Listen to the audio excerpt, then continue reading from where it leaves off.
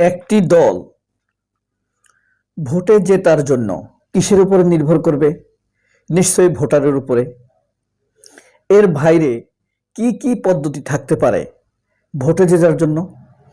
আপনি যদি ভোটারের ভোট দিয়ে না জিতেন তাহলে তো সেটাকে জয় বলে না।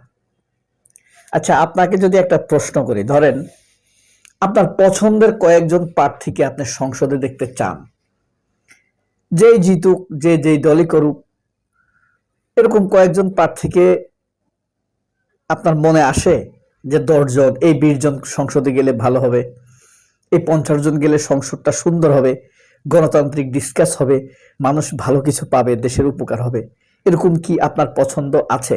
ধরেন আপনার আসনে না, আপনার বাড়ি চাঁপাইনবাবগঞ্জ, আপনি কুমিল্লা থেকে ধরেন হাসনাত আব্দুল্লাহকে পছন্দ করলেন দেবিদ্বার থেকে। এরপরে ধরেন আপনার বাড়ি হইল মুন্সিগঞ্জ, আপনি পছন্দ করতেছেন ব্যারিস্টার ফুয়াদ, হাসনাত আব্দুল্লাহ, নাহিদ ইসলাম, বা অন্য দলের শফিকুল ইসলাম মাসুদ, হ্যাঁ, অথবা বিএনপির, এরকম থাকতে পারে না? বিএনপির মধ্যে যদিও তরুণ বের করা খুব কঠিন। এরকম আপনার মনে যদি আসে তাহলে কমেন্ট বক্সে অবশ্যই লিখবেন। এবার আসি ভোটের হিসাব, ভোটের কথায়, কে কিভাবে জিততে চায়। আমাকে যদি চয়েস দেওয়া হয় যে তুমি এই 10 জনকে বা 5 জনকে সংসদে পাঠাও, তাহলে আমি সবার আগে হাসনাত আব্দুল্লাহ, সাদেক কায়েম, ব্যারিস্টার ফুয়াদ, তাদেরকে তো পাঠাতাম। আরো একজনকে পাঠাতাম, তিনি আল্লাহর কাছে চলে গেছেন, শহীদ হয়ে গেছেন সংসদে যাবার আগেই। তিনি হলেন ওসমান হাদি। তাকেও আমি চাইতাম সংসদে। হতো না হতো সেটা হলো পরে, তাই না? তো আপনি যদি এরা যদি না হতো তাহলে কেন হতো না? ভোট দেয় না এই কারণে হতো না। আর যদি হয়ে যেত কেন হতো? ভোট দিছে মানুষ, এ কারণে হয়ে যেত। কিন্তু এর বাইরে একটি দল চিন্তা করছে, এই অভিযোগটা হলো ব্যারিস্টার ফুয়াদের। ব্যারিস্টার ফুয়াদ অ্যাজাম্পশন করতে পেরেছেন।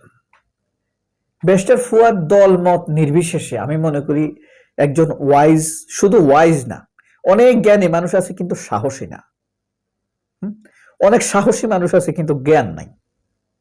জ্ঞানী এবং সাহসী দুটা একসাথে খুব কম থাকে। ব্যারিস্টার ফুয়াদ হলেন তাদের মধ্যে একজন। ওসমান হাদি ছিলেন সেরকমই একজন। জ্ঞানী ওসমান হাদি আরো এগিয়ে ছিলেন আমার মনে হয়, হয়তো অনেকে মানতে চাইবে না। ওসমান হাদি ছিলেন জ্ঞানী, সাহসী, সৎ, আবার উদ্যোক্তা। তিনি উদ্যোগ দিবেন জাতির জন্য, জাতির জন্য এই কাজটা করলে ভালো হবে, হ্যাঁ, এই কাজটা করলে মানে মঙ্গলজনক হবে, জীবনকে বিলিয়ে দেওয়ার তিনি যে অ্যাটেম্প্ট নিয়েছেন, সারা জীবন তিনি ইনকিলাব মঞ্চের মাধ্যমে আমাদের প্রকৃত কালচারকে তিনি তুলে ধরবেন।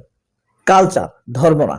যেমন মিলাদ পড়াটা কিন্তু ধর্ম না, কালচার, আমাদের সংস্কৃতি, এটাকে তিনি তুলে ধরবেন। এটা আমাদের একটা সংস্কৃতি, এবাদত না। ধরেন এটা অনেকে মনে করে এটা এবাদত না, তাহলে এটা আমাদের একটা সংস্কৃতি। সালাম আমাদের একটা সংস্কৃতি, পর্দা একই সাথে ধর্ম এবং সংস্কৃতি, কিয়াম করা ধর্ম সংস্কৃতি, পায়জামা পাঞ্জাবি পরা, আমরা যে ধরেন সাইড দিয়ে কাটা পাঞ্জাবি পরি না, পাঞ্জাবি, এটা আসলে ধর্ম না, এটা সংস্কৃতি। সংস্কৃতি না, সংস্কৃতি। সংস্কৃতিটা কি? সংস্কৃতিটা হলো একই জাতির মধ্যে 40, 50, 100, 200 বছর যাবত অক্ষতিকর পালনীয় বিষয়সমূহ, সোশ্যাল কাল্ট সমূহ, এটা হইল সংস্কৃতি। যে একটা জাতির মধ্যে এমন কিছু সংস্কার আছে বা এমন কিছু পালনীয় ব্যাপার যেটার দ্বারা মানুষের ক্ষতি হয় না, এটা হইল সংস্কৃতি। আর সংস্কৃতি যেটা আকার একটা লাগাই দিলে কি হয়? আনন্দ, উৎসব, নাচ গান করা, একটা পার্ট একটা হয়ে যায়। সেটাও অনেক দেশের সংস্কৃতি। ওসমান হাদি চাইছেন তার ইনকিলাব মঞ্চের মধ্যে এগুলোকে একটা প্রাতিষ্ঠানিক রূপ দেওয়া, কালচারাল একটা ফাইট তৈরি করা, বাংলাদেশের মধ্যে, যেগুলোই আসল কালচার আমাদের। ধরেন মিলাদ আমাদের একটা গুরুত্বপূর্ণ কালচার, কিন্তু চ্যানেল আইতে কখনো আপনি মিলাদের প্রশংসা শুনবেন না, এদেরকে বলবে মৌলবাদী। কিন্তু তারা আবার একই সাথে মন্দিরে যাওয়াকে তারা খুব শুভ্রতা মনে করে, কিন্তু মসজিদে যে যায় তাকে জঙ্গি বলে। চ্যানেল আই, প্রথম আলো বাংলাদেশের জঙ্গির বীজ বপন করেছে কিন্তু তারা। চ্যানেল আই, প্রথম আলো আর হইলো জনকণ্ঠ, এই তিনটাকে আপনি সবার আগে ধরতে হবে। আর অন্যরা ছাগলের 3 নম্বর বাচ্চার মতো হাউকাউ করেছে, ওদের বয়ানগুলো এরা প্রচার করেছে।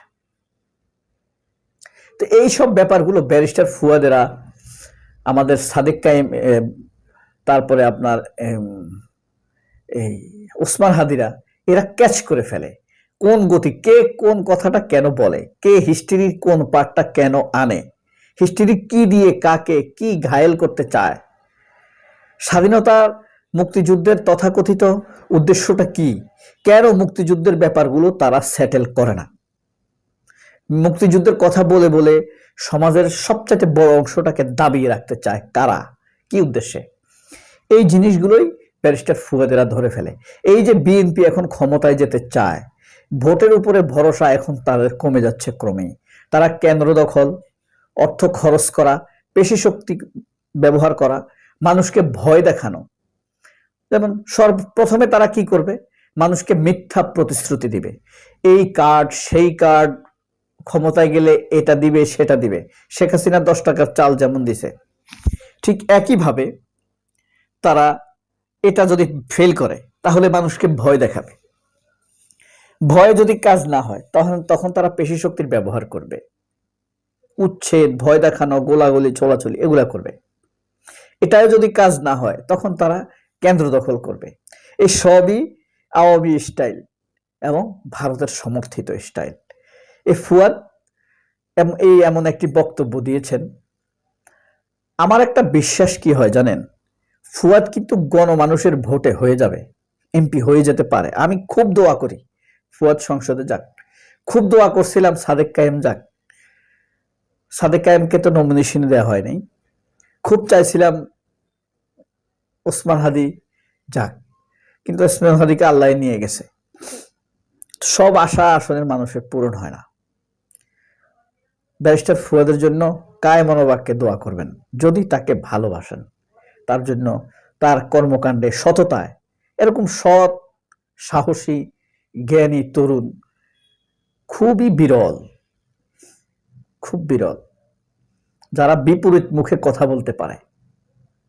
কিছু মানুষ আছে ততক্ষণ সাহস দেখায় আঘাত আসার আগ পর্যন্ত, কিন্তু দেখেন এই কঠিন পরিস্থিতিতে ফুয়াদ কিন্তু সাহসী ভূমিকা রেখেই চলেছে।